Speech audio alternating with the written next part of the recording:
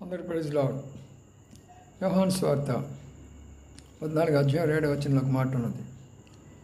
నా శాంతినే మీకు అనుగ్రహిస్తున్నాను, లోకం ఇచ్చినట్లు మీకు ఇవ్వడం లేదు అన్నాడు. ప్రభువు మనకు శాంతిని ఇవ్వడానికి వచ్చాడు. ఇప్పుడు శాంతి లేదు ఎక్కడ కూడా.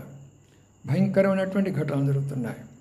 ఎక్కువగా స్త్రీలు చంపబడుతుంటున్నారు, స్త్రీలు రేప్ చేయబడుతుంటున్నారు, మానభంగాలు చేస్తుంటున్నారు. ఏమాత్రం భయం ప్రజలకు లేదు.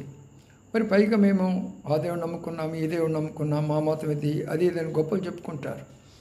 అయితే మీ జీవితాలు మారి సమాధానంగా ప్రతి కుటుంబంలో, సమాధానంగా ప్రతి రాజ్యంలో, ప్రతి ఒక్క స్త్రీ, ప్రతి ఒక్క పురుషుడు స్వేచ్ఛగా, స్వాతంత్ర్యంగా, పరిశుద్ధంగా, నీతిగా జీవించాలా, సంతోషంగా జీవించాలంటే ప్రభువుని నమ్ముకోనండి, బైబిల్ చదవండి, నిజమైన సంఘానికి వెళ్ళండి, శాంతిని పొందండి.